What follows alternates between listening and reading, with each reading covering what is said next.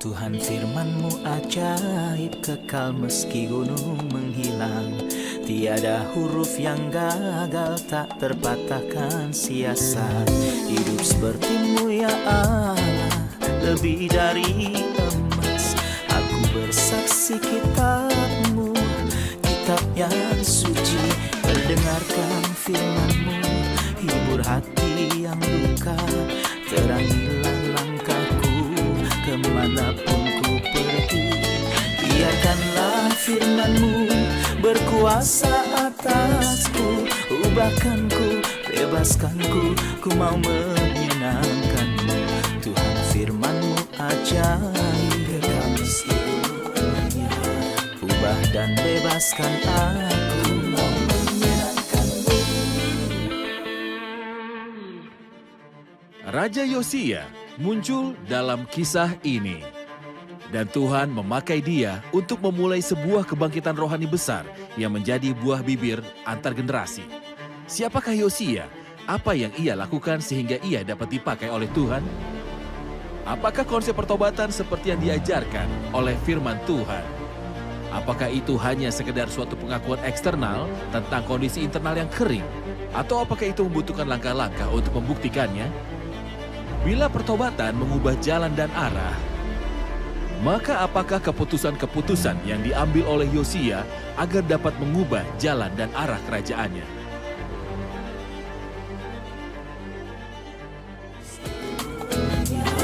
Ubah dan bebaskan aku, mau menyenangkan-Mu. Salam jumpa pemirsa terkasih, saya menyambut Anda sekalian dimanapun Anda berada dalam episode yang terbaru program studi harian kita Semua Kitab Suci. Saya ingin mengingatkan Anda bahwa dalam program ini kita mempelajari semua kitab suci dari kitab Kejadian hingga kitab Wahyu dari hari Senin hingga hari Jumat. Kita telah sampai dalam studi kita dalam kitab Perjanjian Lama, kitab 2 Raja-Raja. Kita akan lanjut mempelajari pasal 22 dan 23. Sementara mengikuti langkah-langkah Yosia, tokoh reformasi yang ditunjuk Tuhan pada masa kekeringan rohani. Untuk memulai, izinkan saya untuk menyambut para hamba Tuhan di studio, para tamu kehormatan, Dr. Esam Ezat, selamat datang. Terima kasih. Saudara Ishak Elia, selamat Terima datang. kasih. Sebuah Tuhan kehormatan. memberkati. Juga para hadirin yang telah bergabung di studio, selamat datang. Saudara Ishak, kita berbicara dalam episode sebelum ini tentang langkah-langkah Yosia. yang diambil Yosia untuk mengadakan reformasi. Mohon ingatkan tentang langkah-langkah ini, kemudian mohon beritahu kami tentang apa yang Yosia lakukan. Yosia memulai dengan dirinya sendiri dahulu. Ia mulai berjalan dalam seluruh jalan Tuhan, juga jalan dari Daud, ayahnya. Ia lakukan apa yang benar di mata Tuhan dan tidak menyimpang ke kanan atau ke kiri. Dan sesudah itu ia mulai dengan lingkup otoritasnya. Sebagai seorang raja, ia mulai bersihkan Yerusalem dari bukit-bukit pengorbanan dan hal-hal yang terkait dengan kenajisan yang telah dilakukan oleh Amon, ayahnya. Setelah itu, ia Mana sih beralih kakinya? kepada firman Allah. Sebuah hal aneh terjadi pada waktu itu, kitab Taurat Musa menghilang. Sebenarnya kitab itu tidak benar-benar hilang, namun secara moral dan spiritual hilang bagi orang-orang ini. Jadi mereka mencari dan Imam Hilkiah menemukannya, ternyata ditemukan dalam bait suci. Orang tidak terbiasa ke bait suci Tuhan. Dan nampaknya bait suci itu seperti sebuah gudang, tempat penyimpanan barang-barang tua yang tidak dipakai lagi oleh siapapun juga. Sebuah bencana. Sedangkan belas kasih Tuhan ada dalam kitab Taurat itu. Nanti kita akan melihat kitab Taurat itu dibaca di hadapannya dan orang itu tersentuh hatinya. Ia koyakkan pakaiannya untuk mengekspresikan bahwa mereka melakukan hal-hal yang berlawanan dengan firman Tuhan hampir di sepanjang waktu. Kembali kepada firman Allah adalah sebuah fakta yang sangat penting dalam kebangkitan. Apa yang dimaksud dengan kembali kepada Alkitab? Artinya saya tidak peduli dengan apa yang orang katakan. Bahkan jika mereka adalah orang terbaik dan orang-orang kudus. Semua orang ini baik dan terhormat. Namun sebagai orang percaya saya bertanggung jawab di hadapan Tuhan. Untuk berjalan selaras dengan kitab suci. Itulah sebabnya perilaku yang tepat dalam kebangkitan adalah bertanya apa yang dikatakan oleh kitab suci. Dan bahwa segala sesuatu harus dilakukan sesuai dengan apa yang telah tertulis. Sesuai dengan apa yang firman Allah singkapkan, kembali kepada kitab suci. Ini adalah kata-kata yang bagus. Orang-orang berkata di negara barat kembali kepada Alkitab. Namun apa artinya kembali kepada kitab suci yang sebenarnya? Salah seorang dari pemirsa mungkin berkata dalam penyembahannya, pelayanannya, studinya, ia telah mencari apa yang kitab suci katakan dan telah tahu dan menghidupinya. Namun saya ingin katakan kepada mereka yang mengalami ini yang adalah sangat indah, apakah kembali kepada Alkitab terjadi sekali seumur hidup atau sekali setiap musim? Saya pikir saudara ayat bahwa arti spiritual dan moralnya adalah kita semua orang percaya sejati yang mengasihi Tuhan juga harus mencintai kitab sucinya. Tuhan berkata bahwa deklarasi kasih kita kepadanya adalah dengan memelihara perintah-perintahnya. Ketika saya mengasihi Tuhan dan mengasihi kitab sucinya, maka kitab suci akan menjadi standar hidup saya. Saya akan kembali kepada kitab suci secara rohani setiap hari untuk melihat apakah saya berjalan sesuai dengan kitab suci atau tidak. Apakah keputusan saya mengenai pernikahan sesuai dengan kitab suci? Apakah yang saya lakukan dalam bisnis atau pekerjaan saya sesuai dengan Alkitab? Apakah penyembahan saya yang sekarang sesuai dengan kitab suci terlepas dari kepuasan orang atau banyaknya para penyembah? Apakah pelayanan saya dan aktivitas gereja saya sesuai dengan Alkitab? Saya pikir ini membuat perbedaan besar ketika kita setia dan ingin menyenangkan Tuhan, Ia akan singkapkan terang yang makin besar dalam firman-Nya. Dr. Esam, seperti telah kami dengar ada panggilan-panggilan untuk kembali kepada Alkitab. Salah satu reformis mengatakan semua tentang Alkitab dan hanya Alkitab saja. Dan Alkitab juga mengatakan carilah pengajaran dan kesaksian. Siapa yang tidak berbicara sesuai dengan perkataan itu maka baginya tidak terbit fajar. semua itu. Dan di sini Yosia telah menemukan kitab tersebut. Namun saya ingin tahu apakah reaksinya ketika ia mendengarkan kitab suci, apakah kecenderungan hatinya? Sebenarnya itu menakjubkan, namun sebelum berbicara tentang reaksinya, saya ingin mengatakan bahwa orang yang rindu untuk melakukan kehendak Allah, Allah membukakan kitab suci di hadapannya dan bawa itu kepadanya. Kita telah bagikan dalam episode sebelumnya bahwa mereka tidak mencari kitab suci. Hilkia menemukan kitab suci dan seperti saudara Ishak telah berkata, bait suci seperti sebuah gudang dan kitab suci tersimpan di sana. Mereka berpaling dari Tuhan karena mereka tidak menghargai kitab suci. Ketika Tuhan membangkitkan kerinduan di hati Yosia, ia menyampaikan kitab suci kepadanya dan membuat seseorang menemukan kitab suci itu. Dan ketika kitab suci ditemukan, begitu ia mendengar bahwa itu adalah kitab suci, Yosia tidak membantah dan ini penting karena saat ini sebagian besar berurusan dengan kitab suci adalah semacam argumentasi dan juga perdebatan. Dan menundukkannya kepada pikiran. Sebuah usaha untuk menundukkan kitab suci kepada diri saya sendiri, bukan sebuah usaha untuk menundukkan diri saya sendiri kepada apa yang kitab suci katakan. Saya suka hal-hal dan tidak suka hal lainnya dan saya berusaha untuk membengkokkan kitab suci sesuai kemauan saya. Ini sebuah hal yang sangat berbahaya. Tuhan berkata dalam Yesaya 55, demikianlah firmanku yang keluar dari mulutku. Ia tidak akan kembali padaku dengan sia-sia, tetapi ia akan melaksanakan apa yang kukehendaki. Firman dalam tubuh manusia adalah sebuah palu yang menghancurkan batu karang. Itu tidak dibuat untuk berargumentasi dan berdebat, melainkan firman Allah adalah untuk kita menundukkan diri kepadanya. Dan itulah yang telah Yosia lakukan dalam pasal 22, Safan si Panitera memberitahu raja bahwa kitab Taurat telah ditemukan. Dan Safan membacanya sekali, ia bersemangat untuk mendengarnya. Ia tidak memberitahunya bahwa ia akan melakukan hal itu nanti setelah menyelesaikan reformasi. Ia tahu bahwa tidak ada reformasi akan selesai dengan tepat tanpa kitab suci. Jadi hal pertama yang ia lakukan adalah membacanya di hadapan raja. Dan ayat selanjutnya berkata, segera sesudah raja mendengar perkataan kitab Taurat itu, dikoyakanlah pakaiannya. Betapa ia orang yang tunduk ketika ia menyadari bahwa ada sebuah celah antara yang mereka jalani dan yang Allah katakan. Raja mengoyakkan pakaiannya. Dan dikatakan sebelumnya bahwa ia mengoyakkan hatinya sebelum mengoyakkan pakaiannya saat ia tersentuh oleh firman Tuhan. Dan dengan segera ia berkata, pergilah mintalah petunjuk Tuhan.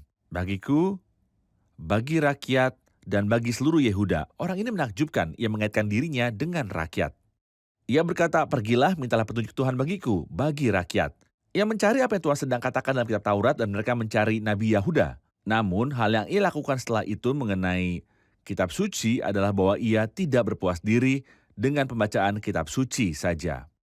Namun, ia ingin baca kitab suci ini di hadapan semua orang. Dalam pasal 23, ayat 2, kemudian pergilah raja ke rumah Tuhan dan bersama-sama dia semua orang Yehuda dan semua penduduk Yerusalem, para imam, para nabi, dan seluruh orang awam, dari yang kecil sampai yang besar. Dengan didengar, mereka yang membacakan segala perkataan dari kitab perjanjian yang ditemukan di rumah Tuhan itu. Sesudah itu berdirilah raja, dekat tiang dan diadakannya perjanjian di hadapan Tuhan. Ia membacanya dengan segera. Ia mengoyakkan pakaiannya dan hatinya terkoyak. Ia mengirim utusan untuk menaikkan permohonan kepada Tuhan dan berkata bahwa kitab suci bukan miliknya saja, tapi juga milik semua rakyat. Jadi ia berdiri dekat tiang dan membacakannya di hadapan semua rakyat. Diadakannya perjanjian di hadapan Tuhan untuk hidup dengan mengikuti Tuhan dan tetap menuruti perintah-perintahnya. Setelah semua peristiwa ini seakan-akan ia sedang memberitahu rakyat bahwa mereka akan berjalan menurut kitab Taurat dan bahwa mereka tidak mempunyai sumber lain untuk memberitahu mereka kebenaran kecuali kitab suci ini. Dalam ayat 4 yang memulai reformasinya, Raja memberi perintah kepada imam besar Hilkia dan kepada para imam tingkat 2 dan kepada para penjaga pintu untuk mengeluarkan dari bait Tuhan segala perkakas yang telah dibuat untuk Baal yang mulai bekerja, dan seperti sudah kita dengar dari saudara Ishak, ia mulai membersihkan serta membuang apa yang salah dan melakukan apa yang benar. Kita akan rehat lalu kami akan kembali untuk melanjutkan pembicaraan tentang langkah-langkah reformasi yang diambil Yosia. Pemirsa terkasih, kami akan kembali setelah rehat. Berkuasa atasku, ubahkanku, bebaskanku, ku mau menyenangkanmu. Tuhan firman-Mu ajaib, kekal meski gunungnya. Ubah dan bebaskan aku, mau menyenangkanmu. Kami telah kembali pemirsa terkasih dan mari lanjutkan studi ini. Saudara Ishak, jelas bahwa langkah-langkah yang diambil oleh Yosia adalah langkah pertobatan. Kata pertobatan tersebar luas akhir-akhir ini dan penyebaran ini membuatnya kehilangan nilai dan maknanya. Saya ingin tahu apakah arti dari kata pertobatan dalam hal kembali kepada Tuhan. Sebenarnya saudara ayat, pertobatan dalam arti Alkitab yang sederhana adalah mengubah pikiran dan arah. Yang kemudian mengubah arah seluruh kehidupan, pemikiran, kehendak, perasaan, dan segalanya. Saya biasa membelakangi Tuhan dan wajah saya tertuju kepada dunia dan kepada berbagai prinsip, ide, serta apapun dari manusia kecuali hal-hal yang dari Tuhan. Yang terjadi dalam pertobatan adalah mengubah arah. Saya arahkan wajah kepada Tuhan dan berpaling kepadanya, lalu berkata, "Apa yang kau ingin aku lakukan? Engkaulah Tuhan sekarang. Tidak ada satupun yang akan menuntunku lagi. Tidak, engkaulah yang akan menuntunku.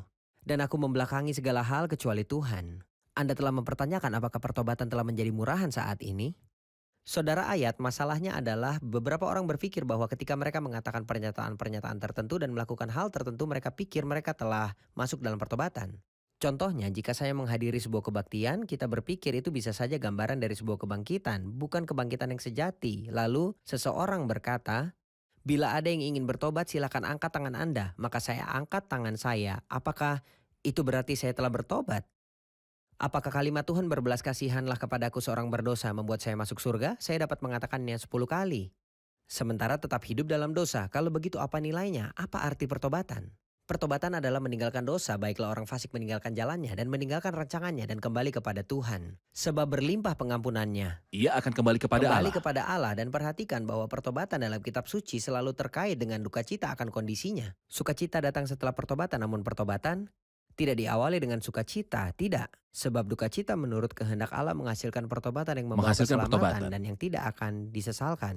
Jadi orang itu harus memahami pertobatan dengan tepat. Saya seharusnya merasa menyesal akan keadaan saya. Setelah itu kembali kepada Tuhan serta mengubah arah hidup saya, dan saya harus membiarkan Tuhan kembali untuk memegang hidup saya. Lalu semua jalan saya akan disesuaikan dalam arah yang baru dengan pertolongan Tuhan. Pertobatan ini yang dibutuhkan oleh orang yang jauh dari Allah. Dan terkadang orang percaya juga perlu pertobatan. Dalam 7 surat kepada 7 jemaat di dalam kitab Wahyu pasal 2 dan 3 kita membaca dalam 5 dari 7 surat itu tentang pertobatan.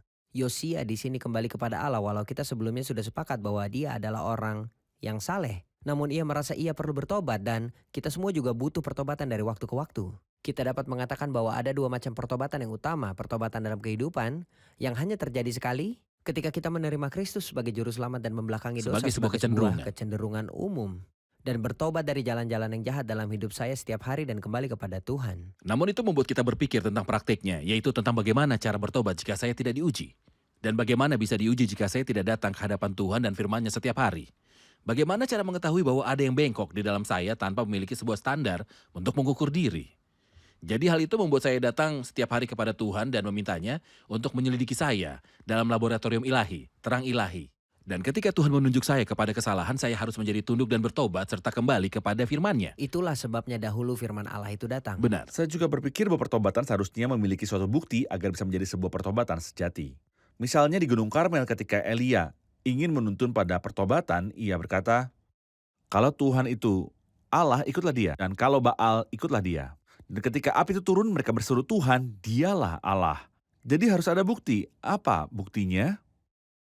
Para nabi Baal yang biasa memberi mereka perintah-perintah dan mereka biasa taat akan dibinasakan. Mereka yang memerintahkan kepada mereka akan dihancurkan. Jadi segala sesuatu yang memerintah saya dan bertentangan dengan Allah harus dihancurkan. Saya rasa ini adalah sebuah bukti penting untuk pertobatan. Baik, hadirin pasti punya pertanyaan. Mari kita ambil pertanyaan dari hadirin.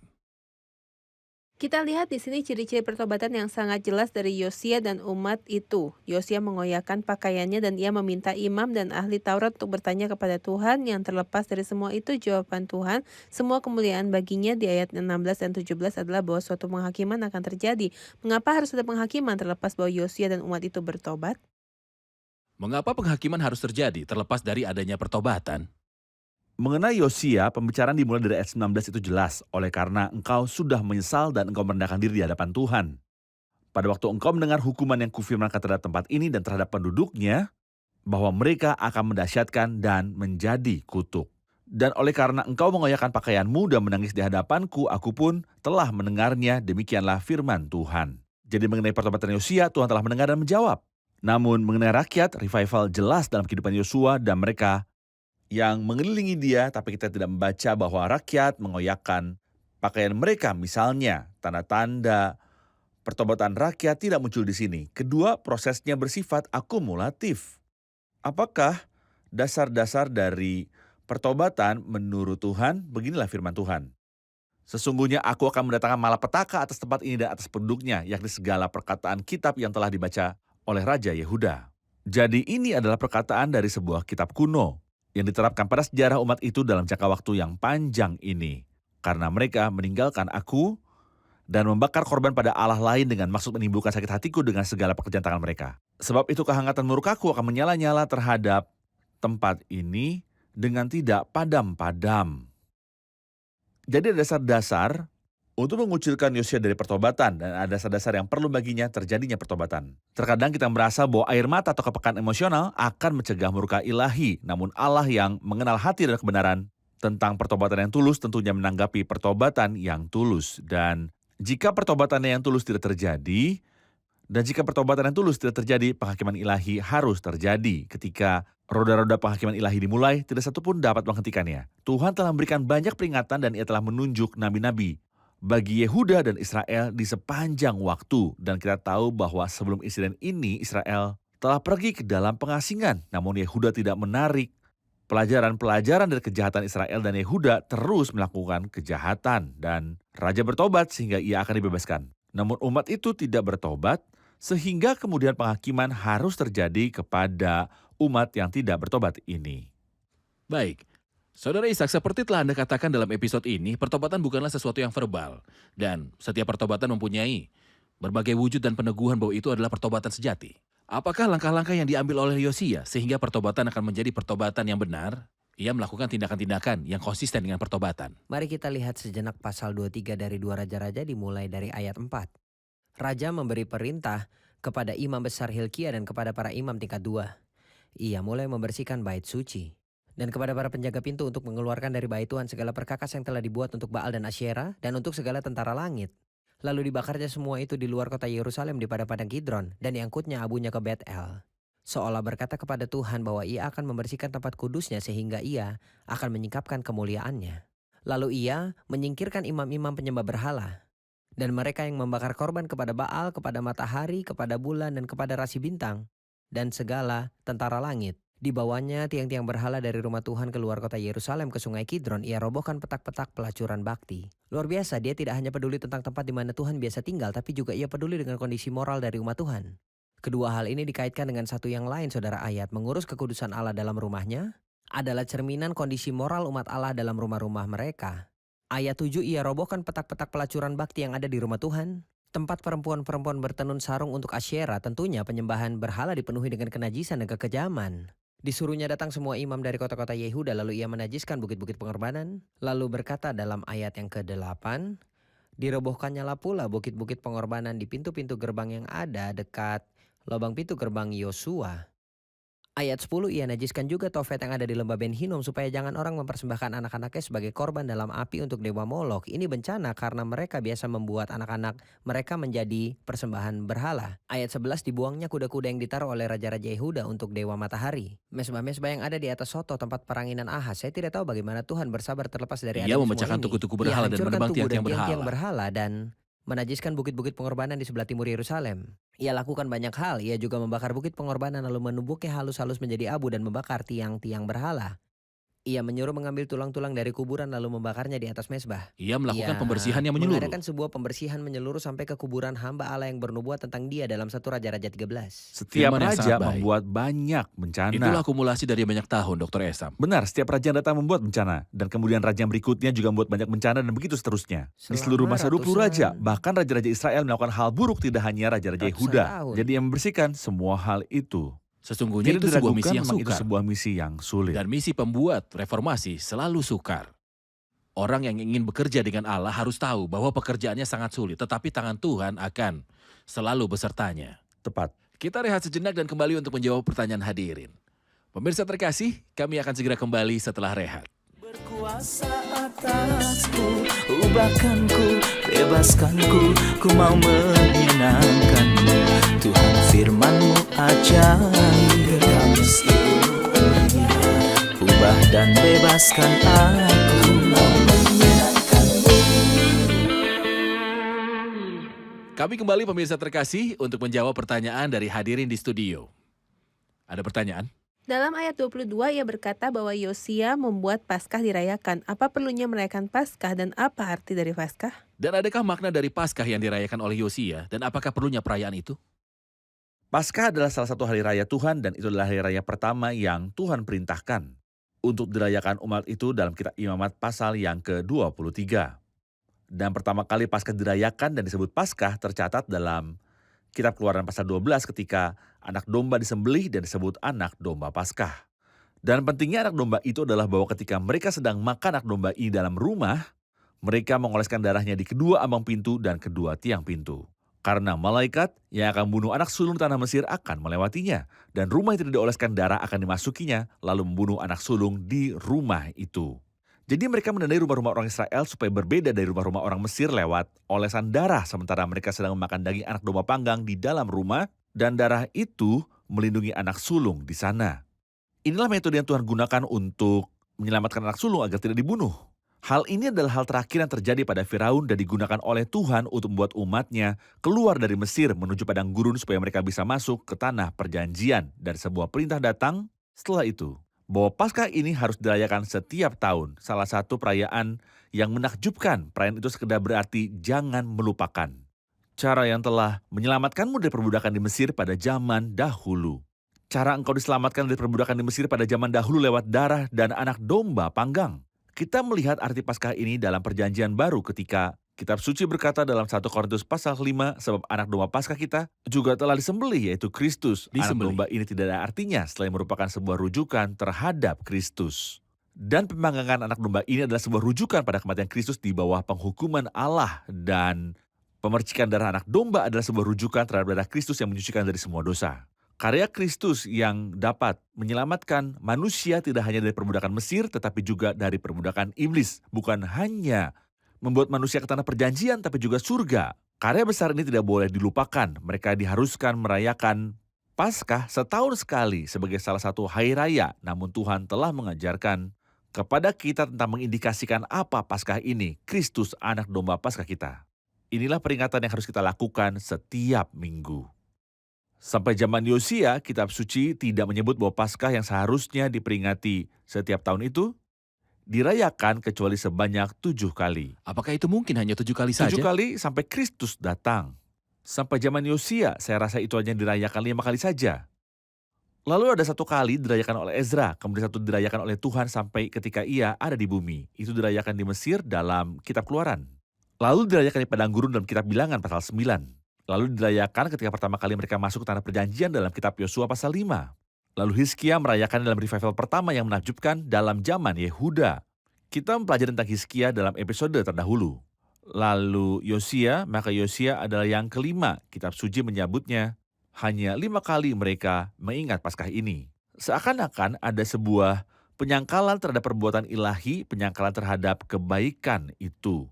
Mereka tidak ingat bagaimana ia telah menyelamatkan mereka dari Mesir. Dari tanah perbudakan, mereka tidak ingin mengingat darah yang dicurahkan bagi mereka. Selanjutnya mengabaikan Paskah pada masa kini artinya kurang menghargai karya Kristus dan kurang perhatian karena karya Kristus menyingkapkan kasih Allah dan menyingkapkan nilai darah serta tentang Kristus. Tatkala kita tidak peduli tentang Paskah, kita menolak karya ilahi. Adalah sesuatu yang baik bahwa Yosia merayakan Paskah dalam upaya bergantung kepada Allah. Allah yang menyelamatkan umatnya lewat darah anak domba Paskah adalah Dia yang dapat mengangkat umatnya dari bawah debu kelemahan dan kegagalan serta menjadikan mereka sebuah bangsa bagi dirinya lagi. Ia melakukan hal yang penuh hormat sebab tidak pernah lagi dirayakan Paskah seperti itu sejak zaman para hakim yang memerintah atas Israel. Pertanyaannya adalah apakah Paskah itu? Mereka yang mengenal asal-usul bahasa berkata bahwa kata itu berasal dari kata Mesir kuno, Paskah. Artinya mengembangkan sayap untuk perlindungan. Seperti Dr. Esam katakan, tindakan mengembangkan sayap yang Kristus pernah lakukan diingat. Perayaan Paskah pertama adalah peraturan untuk merayakannya, tetapi selebihnya adalah sebuah peringatan. Kita baru saja membaca sebuah bagian indah yang berkata, sebab tidak pernah lagi dirayakan Paskah seperti itu sejak zaman para hakim yang memerintah atas Israel dan sepanjang zaman raja-raja Israel dan raja-raja Yehuda. Termasuk juga Hizkia. Paskah dirayakan juga oleh Yang satu ini Hizkia. spesial. Sangat baik, itu dirayakan pada hari ke-14 di bulan yang kedua. Yosia merayakan pada hari ke-14 bulan ke-1. Dalam waktunya. Zaman siapa yang lebih buruk? Zaman Hizkia atau zaman Yosia? Zaman Yosia lebih buruk. Saya dapat mengambil pelajaran. Paskah terbaik dirayakan pada zaman terburuk dan ini adalah kasih karunia Allah. Sekarang ketika kita mengadakan sebuah perayaan pada awal minggu dan kita membuat peringatan perjamuan Tuhan atau perjamuan kudus, kita berkata hari-hari kita adalah hari-hari yang sulit, zaman pemberontakan, namun Allah mampu memberi kita hal yang paling pada waktu terburuk. Kebaktian, penyembahan, dan memecah roti pada waktu yang terburuk. Ya, benar. Pembicaraan yang luar biasa, Tuhan memberkati Anda. Mari kita ulas bersama para hadirin. Kami ingin tahu bagaimana Yosia menerima firman Allah dan menanggapi kata-kata dari hukum Taurat. Ketika pertama kali ia menemukan hukum Taurat, ia langsung membacanya dan tidak menunda-nunda, dan firman menembus masuk ke hatinya serta mengoyaknya sehingga ia mengoyakkan pakaiannya ketika ia menemukan bahwa rakyat melakukan kebalikan dari firman Tuhan. Dan setelah itu ia mengirim utusan untuk memohon kepada Tuhan bagi rakyat dan dirinya sendiri dan membagi firman itu kepada rakyat dengan membacakan Taurat di hadapan mereka semua dan membuat sebuah perjanjian di hadapan mereka untuk mengikuti Tuhan dan untuk memelihara perintah-perintahnya. Apa arti Alkitabiah dari pertobatan seperti yang telah dilakukan oleh Yosia? Pertobatan adalah mengubah pemikiran dan arah yang menuntun kita kepada perubahan. Itu suatu pembuatan ide untuk berubah, perubahan secara sukarela dan emosional. Dan bukan mengulangi frasa-frasa tertentu seperti Allah berbelas kasihanlah kepadaku seorang berdosa. Atau perilaku tertentu seperti mengangkat tangan sementara dosa masih berlanjut. Baiklah orang fasik meninggalkan jalannya dan orang jahat meninggalkan rancangannya. Baiklah ia kembali kepada Tuhan maka dia akan mengasihaninya. Juga sebuah pertobatan harus disertai dengan sebuah bukti. Seperti apa yang Elia dan umat itu lakukan kepada nabi-nabi Baal ketika mereka menghancurkan semuanya itu.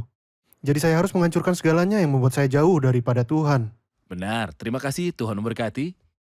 Terima kasih para hamba Tuhan, kita akan lanjutkan diskusi kita dalam episode berikutnya yang adalah episode terakhir dalam kitab 2 Raja-Raja. Apakah yang telah terjadi dan menyebabkan berakhirnya revival pada zaman Yosia dan menuntun kepada hancurnya kerajaan itu? Fir'aun dari Mesir membuat Eliakim putra Yosia menjadi raja dan mengubah namanya menjadi Yoyakim. Adakah makna di balik hal ini? Kitab 2 Raja-Raja pasal 23 menyebutkan bahwa Yosia mati di Megiddo. Namun kitab 2 Tawarikh pasal 24 berkata bahwa ia dikuburkan di Yerusalem. Adakah sebuah pertentangan di antara kedua kisah ini?